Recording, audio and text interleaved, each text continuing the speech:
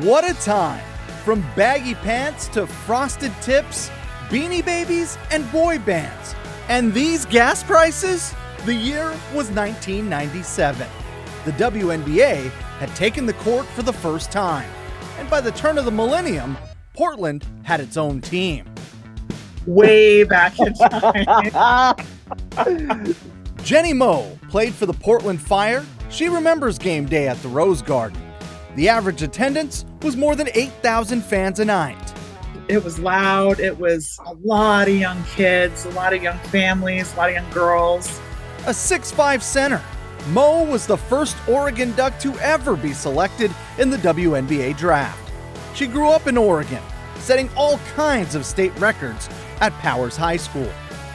And Oregon, just in general, has such a great atmosphere for women's sports and for basketball, men and women's, that it was great to be a part of that. By 2002, it was all over. 37 wins, 59 losses in 3 seasons. The late Paul Allen, owner of the Trailblazers, declined to buy the Fire when the NBA sold ownership of the teams, and the Fire folded.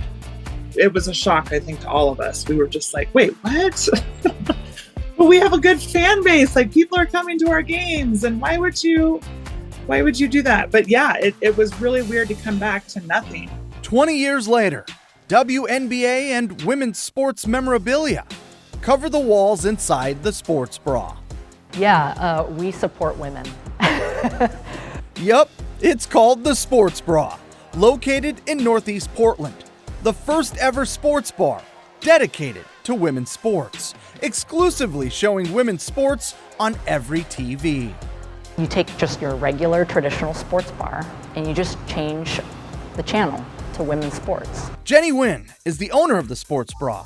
Her goal? It's to just gain traction for women's sports and accessibility and representation. Word spread quickly. The bra has been featured in Vogue magazine and Sports Illustrated, shining a light on the Rose City. Business is booming. In just a few months, the sports bra has become a destination. Among those visitors, United States Senator Ron Wyden. When I heard what Jenny was doing, I said, this is vintage Oregon. Wyden is passionate about bringing a WNBA team to Portland. You can't get a better fit for a WNBA team than my hometown. And since we're sitting outside at Jenny's, just imagine how fired up Portland would be this afternoon if we were getting ready to host a WNBA playoff game right down the street at Moda tonight. This city would be crazy. He was so fired up after that day at the Sports Bra that he wrote the WNBA and NBA commissioners, and they both wrote back. Silver mentioned Portland and Oregon's proven track record of advocating for women's sports.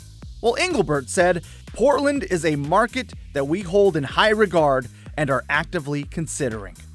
KGW has confirmed that billionaire Kirk Brown is interested in owning a WNBA team and is leading a bid to bring one to Portland. Brown founded a tech company based in Vancouver, Washington. He's local, even went to Newburgh High School. Brown has the support of the city and the Portland Trailblazers. Team president Dwayne Hankins. And when you talk to Kirk, he gets really excited about the prospect of bringing WNBA back to Portland. We talk to the league all the time and ask what can we do to help bring this bid here. Having the Blazers backing is important, especially when it comes to venue. Commissioner Engelbert is hoping to add a couple of teams, playing no later than 2025. It's clear Portland is in the mix for a WNBA team, checking many of the boxes the league is looking for. For now, it's the waiting game. An announcement expected in the near future. And for those here in Portland, they remain cautiously optimistic. Orlando Sanchez, KGW Sports.